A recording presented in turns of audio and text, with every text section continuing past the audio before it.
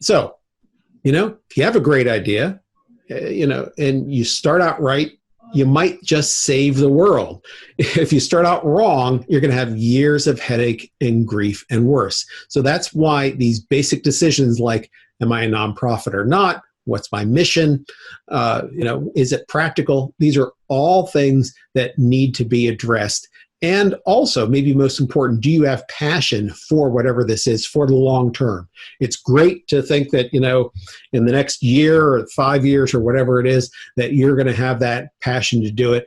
But if you don't see this as being a commitment for a long time, that's going to be a problem. Ashi? Yeah, definitely. No, I wholeheartedly agree with that. You need to, once again, make sure that you're incredibly passionate about what you do, because you're going to be doing stuff you don't want to do. You're going to be doing stuff that you might not feel like it is your forte. And what's going to drive you up and beyond those mountains to success and growth is your passion. Exactly. Yeah, that's really one of the things that is going to take you forward. So let's move on here and ask yourself, so why are you doing this, right? Or know your why, right? You got to know why you want to start that nonprofit, because like we said earlier, most nonprofits, many are started for emotional reasons, and people, this last point is huge. So many people will say they are starting a nonprofit for others. And yet when you look at it, you see that, oh, actually, there's something that happened that they're doing it for themselves, almost for therapy. And I hate to, kind of pour water on something, but you got to realize if they're doing it for yourself, that's okay. You just have to recognize that and understand that that's going to impact your relationship with others as you move forward. It could be a real advantage because it's going to give you the passion to take this ahead, but it's just something you have to know that you're doing, because you can cause a lot more damage if you kind of blithely move ahead on this yourself. And by the way, this is probably a good time to say that for not only for this, but for other sessions we're going to be doing, Ashi and I, we're nonprofit professionals, folks who do consulting. Other people are psychologists, they're accountants, they're lawyers. They can give you professional advice. So what we're giving isn't necessarily professional advice in those areas or some other areas you'll see. It's just our thoughts and opinions as we move forward and given our experience and what we've seen here. But this is a really important one. And I would say that for anybody who has gone through a trauma or some other issue, and says that one of the ways you're going to get through it is to start a nonprofit to address that issue, should also be seeking professional counseling even before they get into doing this for all the right reasons. I really feel that that's something that a lot of folks don't do. They take the starting of a nonprofit almost as their counseling, and I think counseling is great. I think that's something, more people should be involved with, right? So don't use the nonprofit as an excuse not to get that kind of therapy.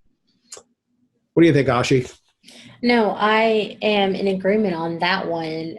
When we're talking about major instances that happen in your life, they always tell you not to make major changes like quitting your job or moving to another city. This definitely falls within that category. Please take the time to really allow yourself to see what this looks like. It doesn't have to be done in 20 seconds or less. Give yourself that time to really allow that vision in your head to formulate where you want to write it down, where you wanted to share it with people, and do that. Use them as sounding boards. That's what they're there for, to really get the nicks and the crazy problematic issues out, right? Use people as sounding boards. And, and this is, I would even say this is more important than if you've started business, is to have that clarity, because you're going to be not only affecting yourself and maybe even the people who work for you, but the people who you're serving in your mission.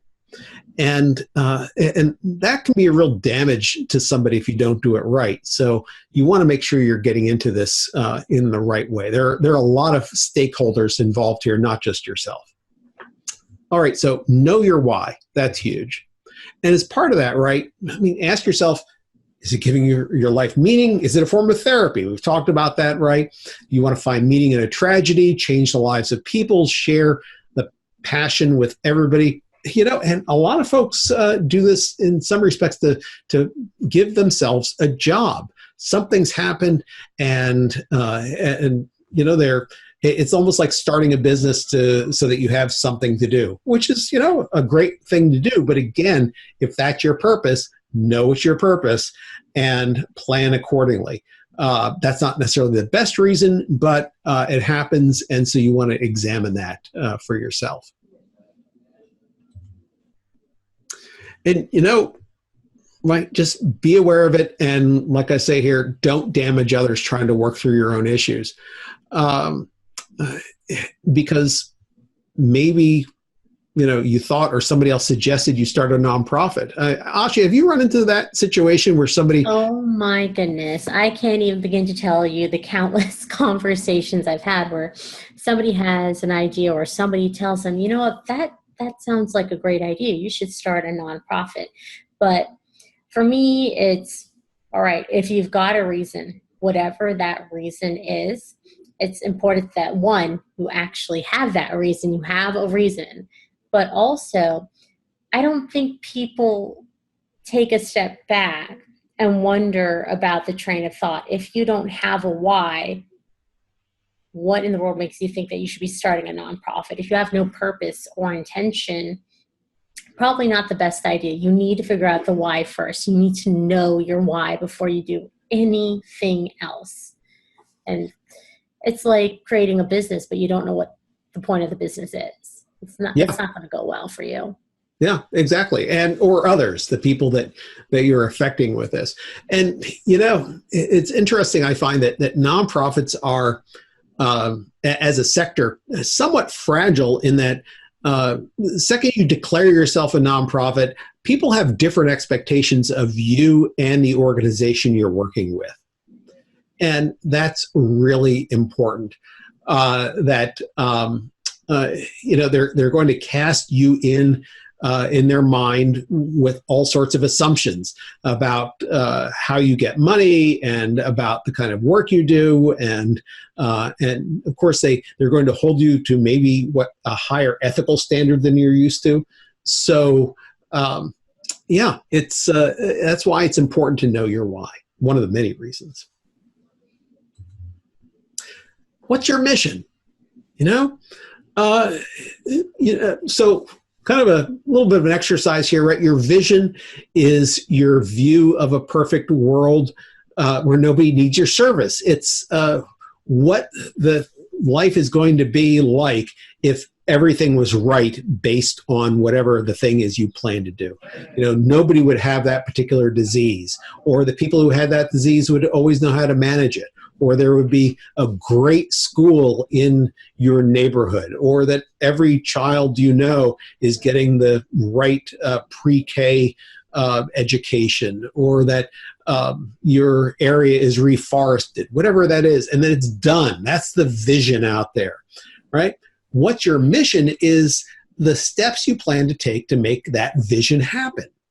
So you're going to say, make sure that you live in a green neighborhood, that your vision is that the west end of your town is going to be the greenest place to live. Well, that's great. Now, your mission might be to make sure that every homeowner has at least 3 trees on their property. I don't know. I'm just making it up. But the point is, one leads to another. Ashi, have you seen people confuse these topics?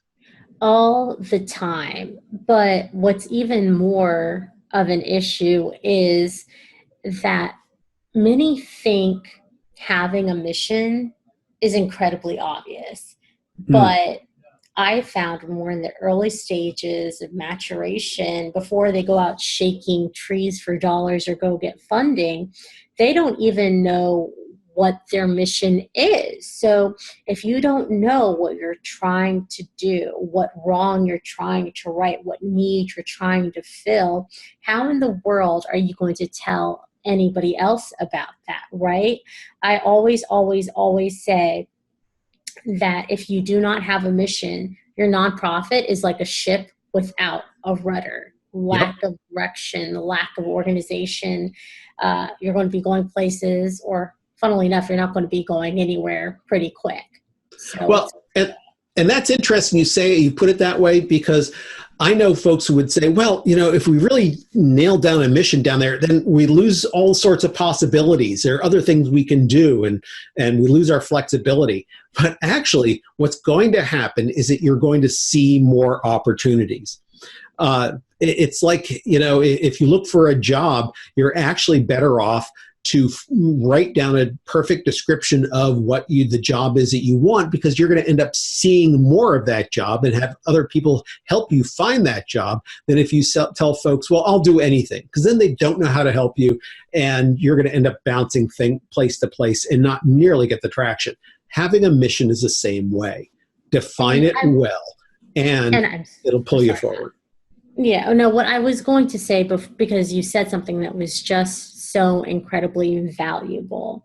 People think that, okay, when I've got my mission, this is it. It's set in stone. It's not changing. It's not flexible. The truth of the matter is you're going to be changing your mission countless times, especially when you're starting out. I've got a client right now where she just formulated a 501c3, and the purpose of her organization is to help deliver educational enrichment to young professionals, right? Offering leadership skills so they can move up the ladder and be prepared for those roles within the next 3 to 6 years. She has changed her mission 4 times since last Saturday, because she's really ironing out the wrinkles and thinking of the long-term picture of what's going to be. And I will say that it's okay at the beginning to change things around, even at the later stages when you're questioning if your mission is still relevant. Are you achieving it? Are you supporting it? Changes will happen, and that's okay. If you've got a longer mission statement, here's the challenge I issue out to my clients.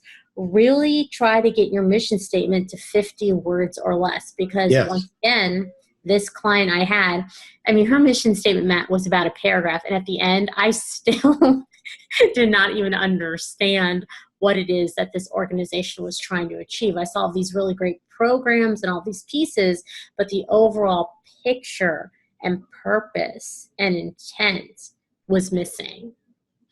Yeah, and that's huge. To have something succinct that you can tell people really easily and that other people can remember. And also, it's like you said, it's okay to change your mission as long as you're doing it thoughtfully and you're not doing it, say, to chase money, bouncing back and forth. That's called mission drift, is when you're chasing money and other things. But when you stand back and say, is how we characterize this really the right way to do it? Because maybe that's not what people need right now, but you see something they do need that's related. Fine, shift your mission. Big organizations and small have done that well, but do it thoughtfully to meet an objective, not, oh, hey, there's that shiny penny, let's go run for it.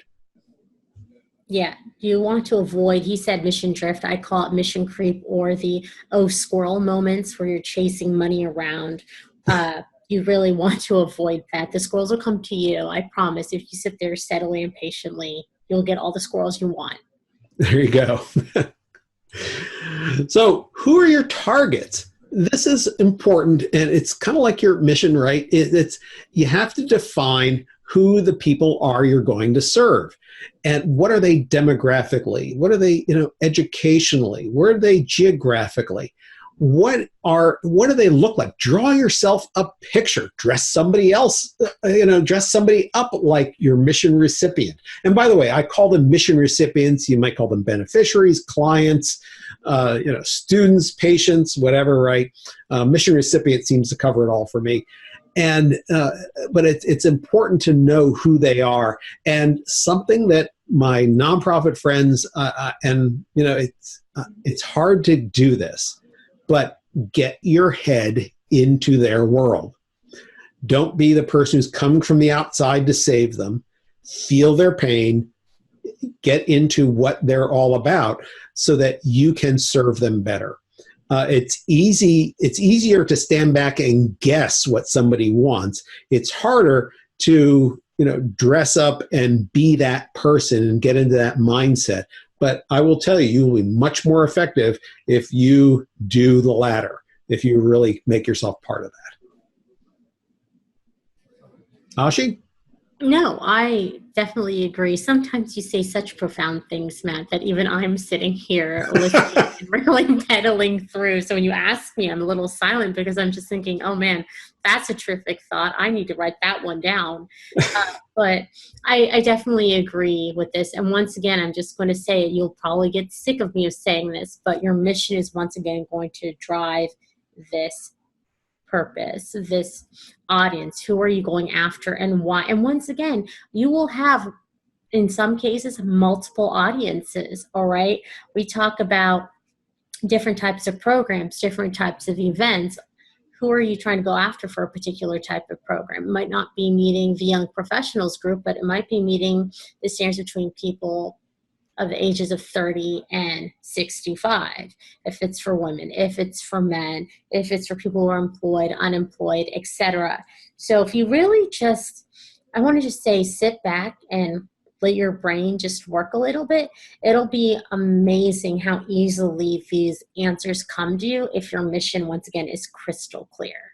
Well, and that also raises another, you talk about different people, nonprofits are different from businesses in that they serve essentially two different markets. They're the people that are the mission recipients, but then often, most times, there's somebody else who pays for all or part of whatever that experience is you're giving the mission recipients. So it's the same thing. Look at who are your donors and profile them and decide what is the target donor you have that is going to be different than your mission recipient. And that happens a lot for nonprofits, that their donors and mission recipients look very different.